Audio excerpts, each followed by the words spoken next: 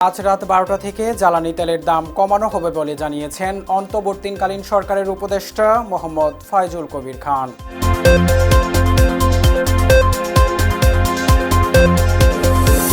বাংলাদেশ ছাত্রলীগের কেন্দ্রীয় কমিটির সাবেক সাধারণ সম্পাদক ইসাক আলী খান পান্নার মরদেহ বাংলাদেশে হস্তান্তর করেছে মেঘালয় পুলিশ।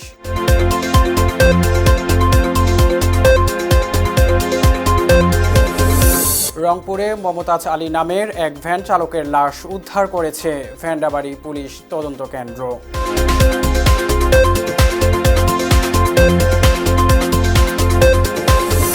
এবং পটুয়াখালীর পায়রা সেতুতে মুখোমুখি মোটরসাইকেল সংঘর্ষে 2 জন নিহত ও 4 জন আহতের ঘটনা ঘটেছে।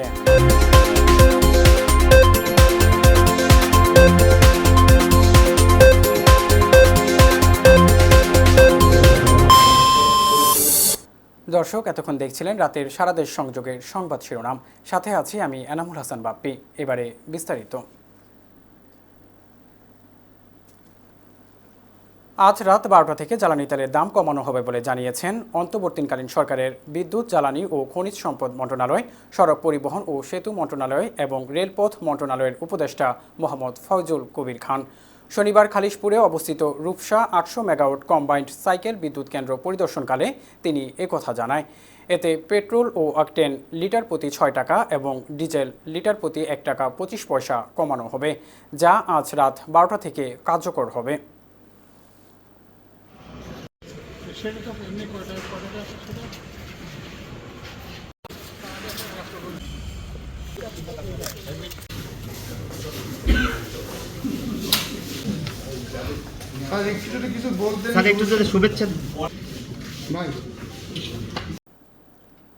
রংপুরের পীরগঞ্জে মমতাজ আলী নামের এক ভ্যান চালকের লাশ উদ্ধার করেছে ভেন্ডাবাড়ি পুলিশ তদন্ত কেন্দ্র। নিহত ভ্যান চালকের বাড়ি মিঠাপুকুর উপজেলার কেশবপুর। শনিবার উপজেলার ধানেশনগর গ্রামের একটি আখ ক্ষেত থেকে ওই ভ্যান চালকের লাশ উদ্ধার করে পুলিশ। স্থানীয়রা জানান, সকালে আখ ক্ষেতে লাশ দেখতে পেয়ে গ্রামবাসী পুলিশকে খবর দেয়। ভেন্ডাবাড়ি পুলিশ তদন্ত কেন্দ্রের পুলিশ পরিদর্শক সাইফুল ইসলাম জানান, ভ্যান চালকের লাশ উদ্ধারের খবর পেয়ে পুলিশ ঘটনাস্থল পরিদর্শন করেছে।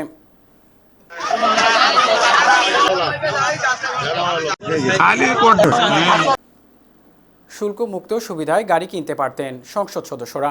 সেই সুবিধায় বিভিন্ন সংসদ সদস্যের নামে চট্টগ্রাম বন্দরে আসে 52টি বিলাসবহুল গাড়ি। তবে সংসদ না থাকায় সংসদ সদস্য পদমর্যাদা আর নেই, ফলে গাড়িগুলো বিনা শুল্কে ছাড়িয়ে নেওয়ার সুযোগও নেই। এসব গাড়ি বাজার মূল্যে বিক্রির সিদ্ধান্ত নিয়েছে সরকার। বাণিজ্য মন্ত্রণালয় ও এনবিআর সূত্রে এ তথ্য জানা গেছে। এসব গাড়ির বেশিরভাগই টয়োটা ল্যান্ড ক্রুজার ও ল্যান্ড ক্রুজার প্রাডো। শুল্কমুক্ত সুবিধায় 52টি গাড়ির আমদানি মূল্য প্রায় 70 কোটি টাকা। বর্তমানে শুল্কসহ প্রতিটি গাড়ির দাম পড়বে 8 থেকে 10 কোটি টাকার বেশি।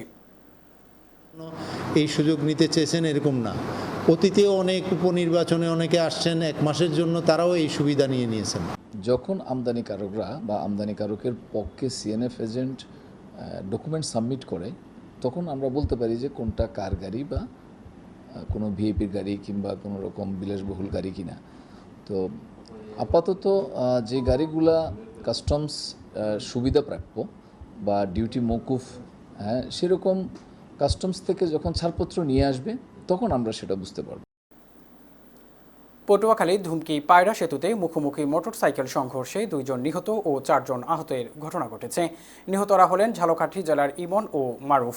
শুক্রবার উপজেলার লেবুখালী পায়রা সেতুতে দুর্ঘটনাটি ঘটে। গুরুতর আহত 4 জনের অবস্থা আশঙ্কাজনক। একটি মোটরসাইকেল রং সাইড দিয়ে চালানোর কারণে দুর্ঘটনাটি ঘটে। ধুমকি থানা অফিসার ইনচার্জ আব্দুল হান্নান মৃতের তথ্য নিশ্চিত করে বলেন, এই ঘটনায় 2 জন নিহত হয়েছে এবং 4 জন এখনও হাসপাতালে ভর্তি রয়েছে।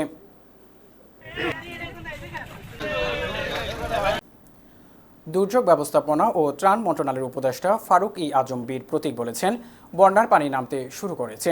বন্যা মোকাবেলায় স্থানীয় প্রশাসন ও বৈষম্য বিরোধী ছাত্র আন্দোলনের সমন্বয়কদের কার্যক্রম সন্তোষজনক বলে মন্তব্য করেন তিনি।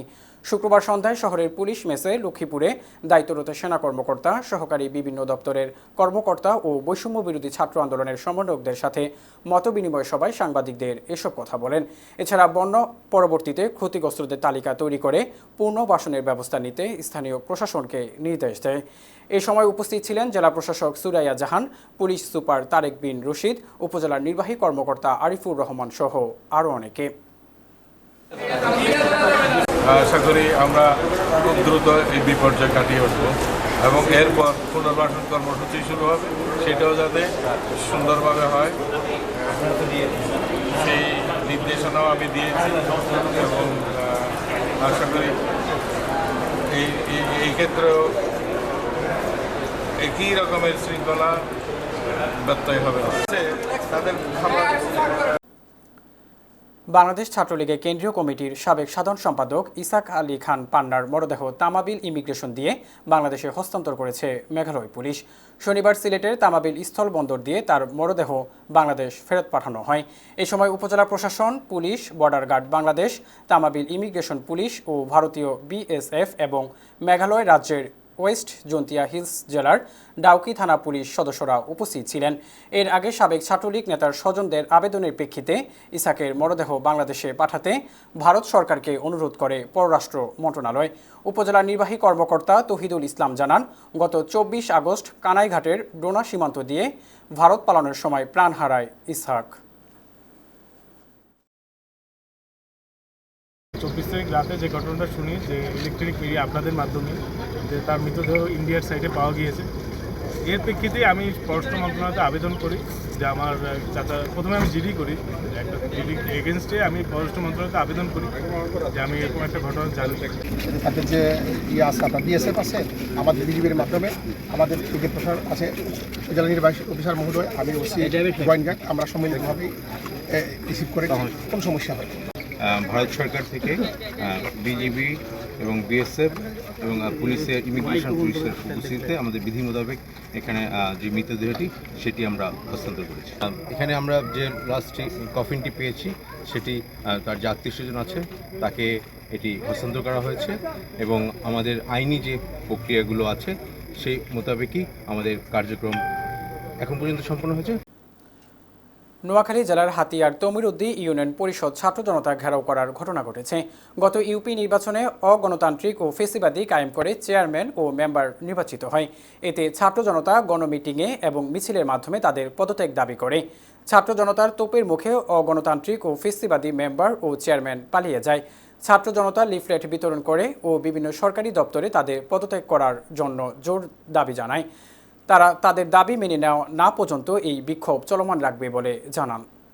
ওনাদের এই অবৈধ ফিরের দোয়ায় শুধু ফিরের পানি পড়ে যারা চেয়ারম্যান মেম্বার হয়েছে তাদের পদত্যাগের ব্যবস্থা করুন। এলাকায় শান্তি শৃঙ্খলা ধরে রাখুন, আর এটা করার সুযোগ পাবে না।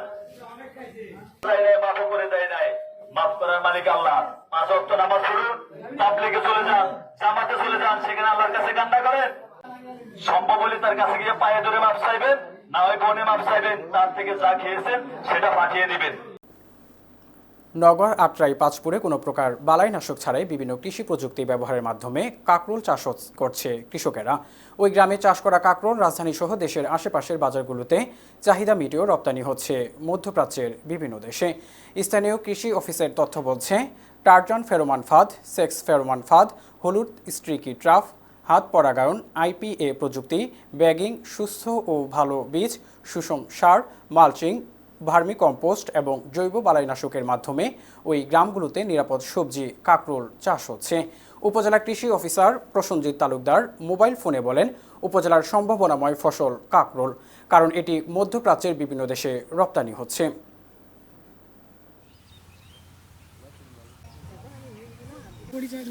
আমার নাম কাজী মাখুন্দ। খরচ মোটামুটি ভালোই হয়, কিন্তু খরচের হিসাবে লাভও হয়, না হয় তা না। কথা হচ্ছে যে গোটা মনে করো এখন আশ্বিন মাস পর্যন্ত চলবে, তাতে আসলে লাভ হয়, লাভ না হয় তা না। লাভ না হলে এগুলো আবার তো কেমন খরচ হয়েছে? খরচ ধরেন আপনার 5 কাঠা মাটির বাঁশ, তার, সুতা এগুলো দিয়া কমপক্ষে 8-9 হাজার টাকা খরচ হচ্ছে।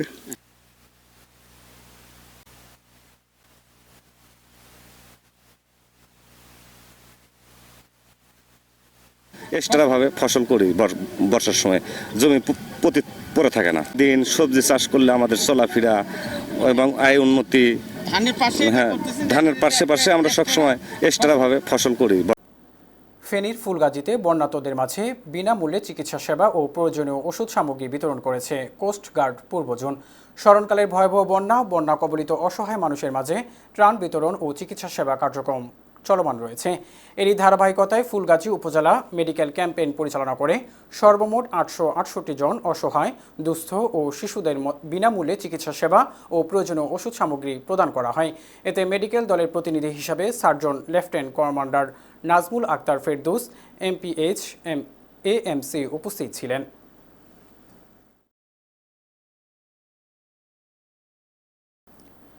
নওগাঁর বদলগাছিতে অভিযান পরিচালনা করে 27 কেজি গাঁজাসহ মাদক ব্যবসায়ী কুলসুমকে গ্রেফতার করেছে র্যাব 5। এ সময় আব্দুল জলিল নামে এক আসামি পালিয়ে যায়। পলাতক আসামি জলিল একজন চিহ্নিত মাদক ব্যবসায়ী। সে নওগাঁ জেলার সীমান্তবর্তী এলাকা থেকে মাদক সংগ্রহ করে কুলসুম এর মাধ্যমে জেলার বিভিন্ন এলাকায় খুচরা ও পাইকারি বিক্রি করত। গ্রেফতারকৃত আসামির বিরুদ্ধে বদলগাছি থানায় একটি মামলা রুজু করা হয়েছে।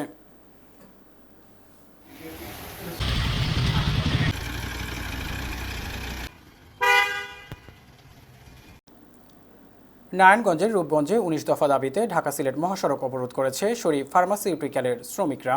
শনিবার উপজেলার বরাবো এলাকায় শরীফ ফার্মাসিউটিক্যালের সামনে অবরোধ করে রাখে। অবরোধে ঢাকা সিলেট মহাসড়কের উভয় পাশে দীর্ঘ যানজট সৃষ্টি হয়। এ সময় শ্রমিকদের বেতন বৃদ্ধি সহ 19 দফা দাবি জানায়। দাবি মেনে না হলে পরবর্তীতে আরও কঠোর কর্মসূচি পালন করবে বলে তারা জানায়। আমরা সবাই হচ্ছে শরীফ ফার্মাসিউটিক্যালস লিমিটেডের কর্মচারী। আমাদের এখানে 19টা দাবির মধ্যে মূল যে দাবি সেটা হচ্ছে বেতন বৃদ্ধি করা এবং ওভারটাইমের হার বৃদ্ধি করা। নতুন একজন সদস্য, আমি 7 মাস হয়ে গেছে, এখনো আমার কোনো টাকা পয়সা বাড়ানো হয় নাই। আমাদের এখানে একদম সর্বনিম্ন বেতন 6,000 টাকা, রাত দিন 24 ঘন্টা কাজ করে আমাদের বেতন কখনো বাড়ানো হয় না। ছুটি পাস করার একটা নিয়ম করা হয়েছে যে আমরা বাৎসরিক ছুটি কাটাতে পারবো। 7 মাস হয়ে যায়, 8 মাস হয়ে যায়, যখন আমরা কোনো সমস্যায় অ্যাবসেন্ট করলাম বা জানাইলাম যে আমার অমুক সমস্যা, আমি বাসায় গেছি, আমার 2টা ছুটি পাস করাই দেন, তখন তারা বলে কি না 2টা হবে না, একটা ওটাও দিতে চায় না। মানে খুব বাজে, আমাদের খুব বাজেভাবে হয়রান করে। জুবাইর স্যার, ইসমাইল স্যার, ওনাদের আমরা কথা দিচ্ছি, কারণ ওনারা আমাদের প্রচুর হয়রানি করে।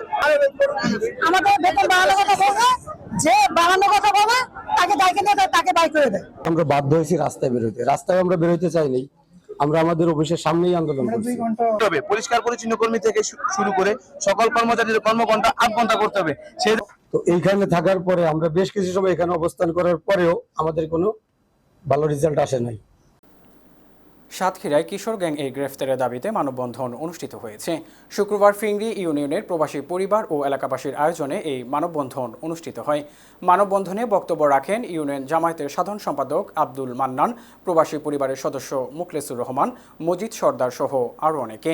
এ সময় বক্তারা বলেন, আওয়ামী লীগের সমর্থিত আব্দুর রাজ্জাকের নেতৃত্বে গড়ে ওঠা কিশোর গ্যাং রাসেল বাহিনী এলাকার প্রতিটা প্রবাসীদের বাড়িতে চাঁদা দাবি করে।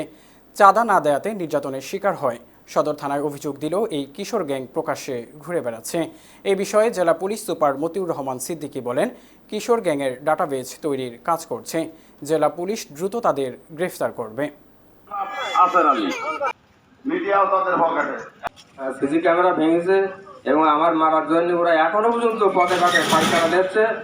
আমার সেদিনকে বলছি তোর 2 হাত ধরতে তোর গুলি মারবো, বলছি দেখেছিস আমার কাছে মারবি, দেখেছিস তোর 2 হাত ধরতে কিন্তু গুলি মারবো। তোর শিশু গ্যাংয়ের নেত্রী রাসেল, তার নেতৃত্বে আমাদের বাড়ি অবৈধভাবে ঢুকে ভাঙচুর করে এবং আমাদেরকে হাতুড়ি দিয়ে পিটায়। দাবি চাই। তা দিয়ে কোপাইছি, তাও এখনো হয়নি। হাতুড় দিয়ে পিটাইছি, তাও এখনো হয়নি। এসছি আরো পিটাবো। এটা কোপা মাসুদের লোক, এর সাথে আরো অনেকে জড়িত আছে এবং এরা বলছে মিডিয়া আমাদের পকেটে এবং পুলিশ আমাদের পকেটে। সিরাজগঞ্জের সলঙ্গায় হাটি কুমরুল বনপাড়া মহাসড়কের পাশে চরিয়া কান্দিপাড়ায় স্মার্ট মামা ভাগ্নে ফুলের টব কারখানায় সুদক্ষ কারিগর দ্বারা তৈরি করা হয় উন্নত মানের ফুলের টব।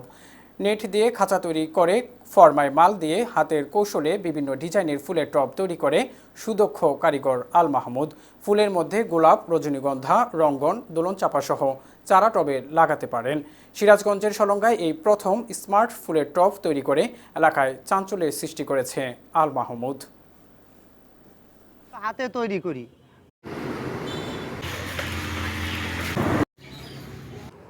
আমি এই টবগুলো তৈরি করি প্রথমত এটা জিআই তার এবং নেট, জিআই তার এবং নেট দিয়ে আমি একটা খাঁচা তৈরি করি।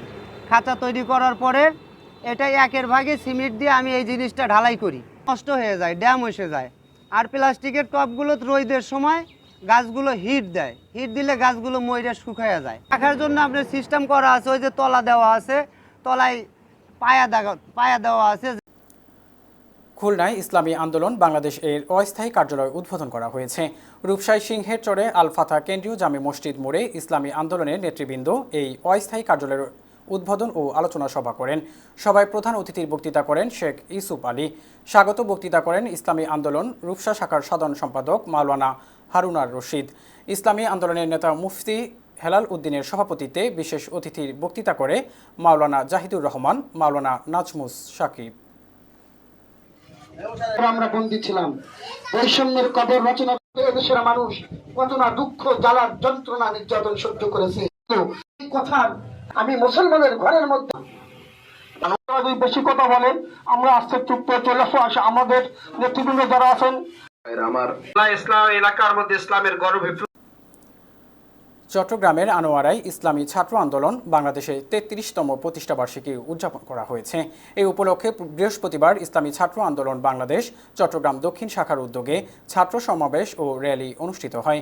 এ সময় দক্ষিণ জেলার সভাপতি এম আতিকুর রহমান এর সভাপতিত্বে, জেলা সাধারণ সম্পাদক HM বোরহান উদ্দিন এর সঞ্চালনায় প্রধান অতিথি হিসাবে উপস্থিত ছিলেন চট্টগ্রাম আন্তর্জাতিক ইসলামী বিশ্ববিদ্যালয়ের লেকচারার আল্লামা ডক্টর সৈয়দ রশিদ মক্কি।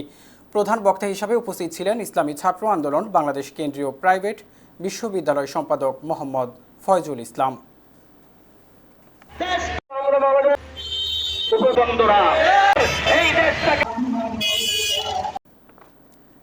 ইসলামী ছাত্র আন্দোলন বাংলাদেশ বান্দরবান জেলা শাখার উদ্যোগে ইসলামী আন্দোলন বাংলাদেশ এর ৩৩তম প্রতিষ্ঠাবার্ষিকী উপলক্ষে ছাত্র সমাবেশ ও র্যালি অনুষ্ঠিত হয়েছে। জেলা শাখার সভাপতি এম লোকমান হাকিম এর সভাপতিত্বে ও সাধারণ সম্পাদক মোহাম্মদ শাহিদুল করিমের সঞ্চালনায় প্রধান অতিথি হিসাবে উপস্থিত ছিলেন ইসলামী আন্দোলন বাংলাদেশ বান্দরবান জেলা শাখার সেক্রেটারি জেনারেল মুফতি আবুল হাসান। বিশেষ অতিথি ছিলেন ইসলামী যুব আন্দোলন এর সহসভাপতি মুফতি জাবিরুল ইসলাম সহ আরও অনেকেই। এই সময় বক্তারা দুর্নীতি, সন্ত্রাস ও ইসলামী বিরোধী শক্তির অবসান ঘটিয়ে দেশের স্থায়ী শান্তি ও মানবতার সার্বিক মুক্তির লক্ষ্যে ইসলামী রাষ্ট্র প্রতিষ্ঠা করতে ইসলামী ছাত্র আন্দোলন বাংলাদেশের ভূমিকা তুলে ধরেন। 2024 সালে 5ই আগস্ট আমাদের মহানবী সাল্লাল্লাহু আলাইহি ওয়াসাল্লাম যে আদর্শ নিয়ে এসেছিল ইসলামী শাসনতন্ত্র ছাত্র আন্দোলন, সেই আদর্শ বাস্তবায়ন করতে চায়। আমরা স্বাধীনভাবে কোনো মিছিল, মিটিং, প্রোগ্রাম করতে পারিনি। এই স্বৈরাচারীর কারণে সকলকে কোণঠাসা হয়ে থাকতে হয়েছিল। সাম্য মানবিক মর্যাদা প্রতিষ্ঠিত করার জন্য আঞ্জুমানে রহমানিয়া আহমদিয়া সুনিয়া ট্রাস্টের অঙ্গ সংগঠন গাউসিয়া কমিটি বাংলাদেশ বন্যার্তদের সহযোগিতায় দিনরাত পরিশ্রম করে যাচ্ছেন। বাংলাদেশের একমাত্র সংগঠন যারা দেশের ইতিহাসে সবচেয়ে ভয়াবহ দুর্যোগের সময় নিজ অর্থায়ন ও পরিশ্রমে স্বেচ্ছায় মানবিক সেবা দিয়ে যাচ্ছে। এই ভয়াবহ বন্যা পরিস্থিতিতে গাউসিয়া কমিটি শুরু থেকে কাজ করে গিয়েছেন এবং তারা বাংলাদেশের সর্বোচ্চ আর্থিক সেবা প্রদান করেছেন বলে জানান। যারা দুর্গত এলাকার মধ্যেই বা পানির বন্যায় মানুষের যে ক্ষতিগ্রস্ত হয়েছেন বাড়িঘর, এগুলো আমরা নির্মাণের জন্য আমরা ব্যবস্থা করব এবং আমরা গাউসিয়া কমিটির পক্ষ থেকে দেশে এবং বিদেশের ভাইদেরকে অনুরোধ করব গাউসিয়া কমিটির হাতকে শক্তিশালী করার জন্য আপনাদের সহযোগিতার প্রয়োজন এবং অনেকে কাপড় চোপড় দিয়েছেন, অনেকেই চাল ডাল চিনি দিয়েছেন। নগরীর কাজীর দেউরি এলাকায় ঐতিহ্যবাহী কাজীবাড়ি শাহী জামে মসজিদের জায়গা রক্ষায় কাজীবাড়ির এলাকার ও মুসল্লিরা মানববন্ধন করেছে। মসজিদের সম্পত্তি জবরদখল করার অভিযোগ উঠেছে আফতাব মাহমুদ শিমুল নামে যৌনিকের বিরুদ্ধে। গত সরকারের আমলে শত চেষ্টা করে জায়গা রক্ষায় ব্যর্থ হন মোতে আলী সহ এলাকাবাসী। এতে শুক্রবার জুমার নামাজের পর এলাকাবাসী জবরদখল করার জায়গা ফিরে পেতে মানববন্ধন করেন তারা। এতে এলাকাবাসী মসজিদের সম্পত্তি রক্ষায় ধর্ম উপদেষ্টা ও প্রধান উপদেষ্টার সহযোগিতা কামনা করেন।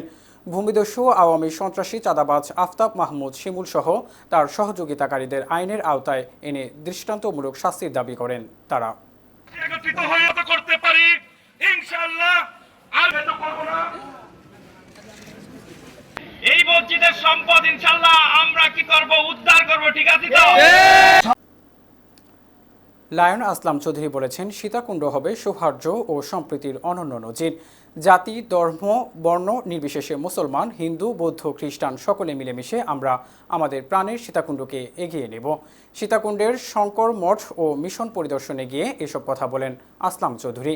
এই সময় উপস্থিত ছিলেন সীতাকুণ্ড শঙ্কর মঠ ও মিশনের অধ্যক্ষ স্বামী তপনান্দ গিরি মহারাজ, সীতাকুণ্ড প্রেস ক্লাবের সভাপতি সৌমিত্র চক্রবর্তী, সীতাকুণ্ড সনাতনী নেতা প্রদীপ ভট্টাচার্য, চট্টগ্রাম উত্তর জেলা বিএনপির যুগ্ম আহ্বায়ক কাজী সালাউদ্দিন সহ আরও অনেকে।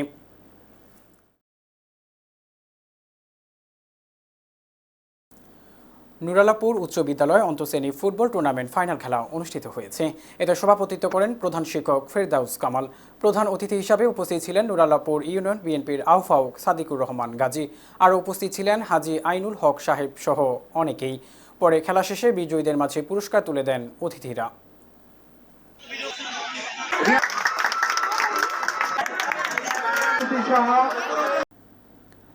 আন্দোলনে নিহতদের রুহের মাগফিরাত এবং বেগম খালেদা জিয়ার রূপ মুক্তি কামনায় কুতুবপুর ইউনিয়ন যুবদলের উদ্যোগে আলোচনা সভা অনুষ্ঠিত হয়েছে।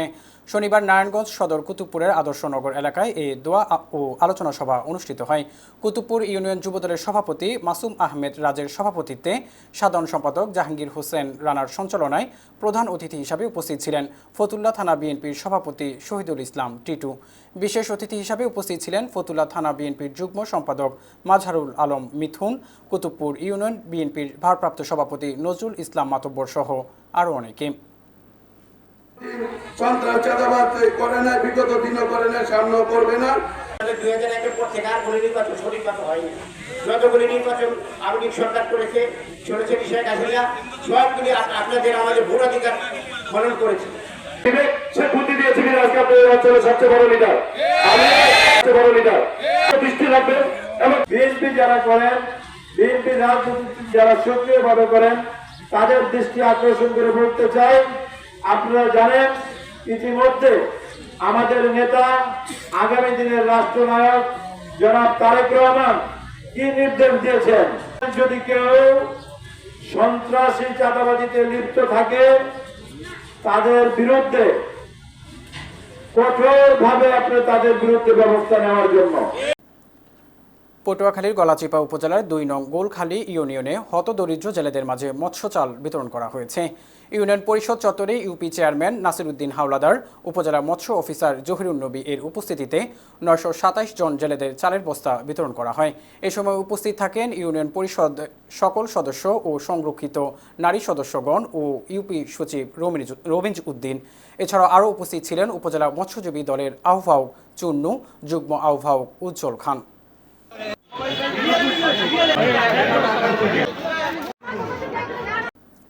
গর্জে উঠলে ছাত্র সমাজ, বদলে যায় ইতিহাস, এই স্লোগান নিয়ে নওগাঁর পত্নীতলায় শিক্ষার্থী সমাবেশ অনুষ্ঠিত হয়েছে। শুক্রবার নজিপুর পাবলিক মাঠে সাধারণ সচেতন শিক্ষার্থীদের আয়োজনে শিক্ষার্থী সমাবেশ অনুষ্ঠিত হয়। অনুষ্ঠানে বৈষম্য বিরোধী ছাত্র আন্দোলনে নিহত আবু সাইদ সহ ছাত্র জনতায় যারা শহীদ হয়েছে তাদের আত্মার মাগফিরাত ও 1 মিনিট নীরবতা পালন করা হয়। এ সময় মামুনুর রেজা স্বাধীন এর সঞ্চালনায় বক্তব্য রাখেন শিক্ষার্থীদের পক্ষে মিজানুর রহমান মিজান, মারুফ মোস্তফা। বক্তারা বলেন, আইনকে সম্মান জানিয়ে ভবিষ্যৎ প্রজন্মকে মানবিক শিক্ষার্থী হিসাবে গড়ে তোলাই হোক শিক্ষক শিক্ষার্থীর অঙ্গীকার। আমি এদেশের আলিয়া মাদ্রাসা, আমি এদেশের প্রাথমিক বিদ্যালয়, আমি এদেশের উচ্চ বিদ্যালয়, আমি এদেশের কলেজ, আমি এদেশের। চাঁদপুরের ফরিদগঞ্জে মার্কেন্টাইল ব্যাংক পিএলসির ভাইস চেয়ারম্যান ও উপজেলার কৃতি সন্তান আলহাজ এম এ হান্নানের নির্দেশে বন্যা দুর্গত পরিবারের মাঝে ত্রাণ সামগ্রী বিতরণ করেছে মার্কেন্টাইল ব্যাংক পিএলসি। এতে ব্যাংকের কর্মকর্তা কর্মচারীদের সংগঠন মানব কল্যাণ ট্রাস্টের পক্ষ থেকে 1000 অসহায় পরিবারের মাঝে ত্রাণ বিতরণ করে। এ সময় উপস্থিত ছিলেন উপজেলা বিএনপির যুগ্ম আহ্বায়ক ও সাবেক পৌর মেয়র মঞ্জিল হোসেন, উপজেলা বিএনপির যুগ্ম আহ্বায়ক ডাক্তার আবুল কালাম আজাদ, আবু জাফর খসরু মোল্লাসহ আরও অনেকে। এই ব্যাংকটা ভালো আছে, খুশির সাথে থাকবেন, আলহাজ এম এ হান্নান স্যারের সাথে থাকবেন এবং আমাদের প্রিয় নেতা আলহাজ এম এ হান্নান সাহেবের বিশ্বস্ত জনাব। এই ত্রাণ বিতরণ অনুষ্ঠানের সম্মানিত সভাপতি, উপস্থিত উপজেলা সাহায্য করেছেন, বিভিন্ন ঈদের উনি সহযোগিতা করেন এবং এটা গত যদি উনাকে আজকে সেদিন যদি কোটা আন্দোলনকে কেন্দ্র করে যদি তারা আন্দোলন না করত, এই ছাত্র সমাজ জনতা মিলে, তাহলে আজকে হতো বা আমরা এই সুন্দরভাবে আজকে আমরা ত্রাণ দিতে করতে পারতাম না।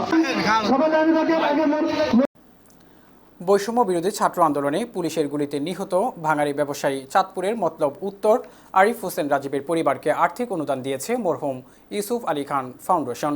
শুক্রবার নিহতের পরিবারের হাতে আর্থিক অনুদান তুলে দেয় মরহুম ইউসুফ আলী খান মেম্বারের স্ত্রী সাবেক মহিলা মেম্বার রুনিয়া বেগম। মরহুম ইউসুফ আলী খান ফাউন্ডেশনের প্রতিষ্ঠাতা সাংবাদিক ইসমাইল খান টিটু বলেন, আমার পিতা মরহুম ইউসুফ আলী খান একজন জনপ্রতিনিধি ছিলেন। তিনি দীর্ঘদিন মানুষের সেবা করে গেছেন। তার দৃষ্টান্ত ধরে রাখার জন্য আমাদের এই ছোট্ট প্রয়াস। আমি একজন দুঃখিনী মা, আমার সরকারের কাছে এইটাই আবেদন, আমার সন্তান আমার বুকে পেশেন্ট হয়ে গেছে, আমি সারা জীবনের লেগে আমার এই বুকটা হাহাকার হয়ে গেছে, ভাঙ্গা গেছে, আমার বুকে আর ধীরে দিতে পারল, আমার বুকে আর ধীরে দিতে পারল না। এটুকুই আমি সরকারের কাছে আবেদন করি। আমার স্বামীরা যে মারছে আমি ওর বিচার চাই। আপনি কি মামলা করেছেন এই বিষয়ে? জি, মামলা করছি, ওর বিচার চাই।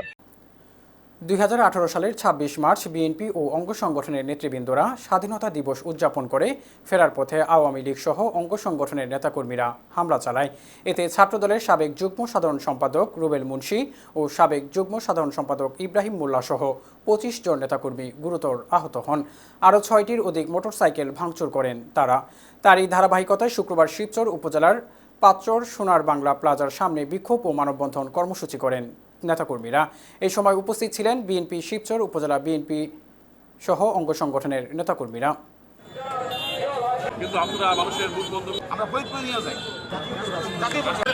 দলীয় সংগঠনের কাছে আমি এটার অত্যন্ত আক্রমণ করেছিল। আজকের এই মানববন্ধন ও বিক্ষোভ কর্মসূচিতে উপস্থিত শিবচর উপজেলা বিএনপি অঙ্গ সংগঠন এর ছাত্র জনতার গণবিপ্লব, সংঘটিত গণহত্যার বিচার, দুর্নীতিবাজদের গ্রেফতার, ইসলামী সমাজভিত্তিক কল্যাণ রাষ্ট্র প্রতিষ্ঠার দাবিতে রংপুরের পীরগাছায় ইসলামী আন্দোলন বাংলাদেশের গণসমাবেশ অনুষ্ঠিত হয়েছে। উপজেলা ইসলামী আন্দোলনের সভাপতি কেরামত আলীর সভাপতিত্বে ও উপজেলা যুব আন্দোলনের সভাপতি হাফেজ আবু সুফিয়ানের সঞ্চালনায় প্রধান অতিথি ছিলেন ইসলামী আন্দোলনের রংপুর জেলা শাখার প্রধান উপদেষ্টা এটিএম গোলাম মোস্তফা বাবু। প্রধান বক্তা ছিলেন ইসলামী আন্দোলনের জেলা শাখার সভাপতি মাহমুদুর রহমান রিপন।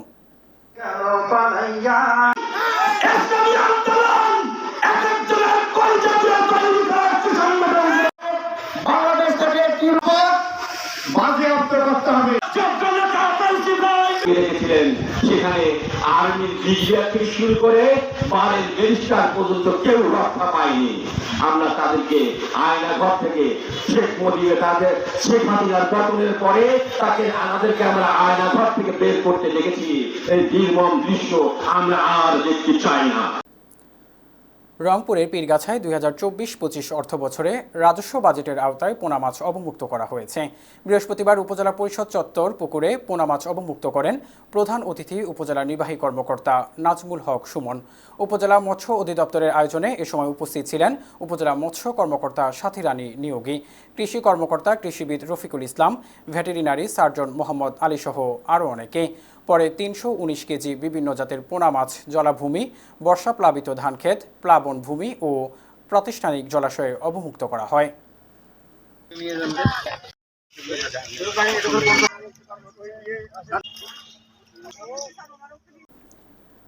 সাভার আশুলিয়া ঝুট বাণিজ্যে নৈরাজ্য সৃষ্টি না হয় সেজন্য বিএনপি নেতাকর্মীদের সতর্ক করেছে দলটির কেন্দ্রীয় নেতা ও সাবেক সংসদ সদস্য ডাক্তার দেওয়ান সালাউদ্দিন বাবু। বৃহস্পতিবার বিএনপির কেন্দ্রীয় কমিটির পরিবার কল্যাণ বিষয়ক সম্পাদক ডাক্তার দেওয়ান সালাউদ্দিন বাবুর নিজ বাসভবনে একথা বলেন। তিনি বলেন, বিভিন্ন স্থানে গার্মেন্টের জুট ব্যবসায় নিয়ন্ত্রণ, জমি দখল, শিক্ষা প্রতিষ্ঠানের প্রধানের পদ থেকে অপসারণ সহ বিভিন্ন অভিযোগ আসছে। এসব ঘটনা আমাদের দলীয় নেতাকর্মীরা কেউ জড়িত থাকলে কঠোর ব্যবস্থা নেওয়া হবে। মতবিনিময় সভায় উপস্থিত ছিলেন সাভার থানার বিএনপি সাধারণ সম্পাদক গোলাম মোস্তফা, পৌর বিএনপির সাধারণ সম্পাদক বদিউজ্জামান বদির সহ আরও অনেকে।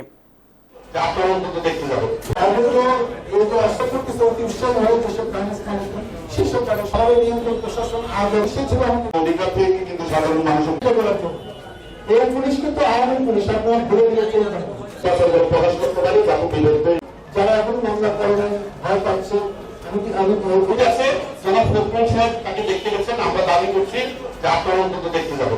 মামলাটা যখন এফআইআর পর্যন্ত না হয়, কোর্টে যে পর্যন্ত না যায়, এ পর্যন্ত সাংবাদিক এদের তো আইডেন্টিফাই করে সাহায্য করে। দর্শক, এই ছিল রাতের সারা দেশ সংযোগ। পরবর্তী সংবাদ ও নিত্য নতুন সব আপডেট পেতে ফলো করুন আমাদের ফেসবুক পেজ, সাবস্ক্রাইব করুন আমাদের ইউটিউব চ্যানেল। সর্বশেষ সংবাদ পেতে ভিজিট করুন আমাদের ওয়েবসাইট www.news21bangla.tv-তে। এতক্ষণ আমাদের সাথে থাকার জন্য অসংখ্য ধন্যবাদ। আসসালামু আলাইকুম।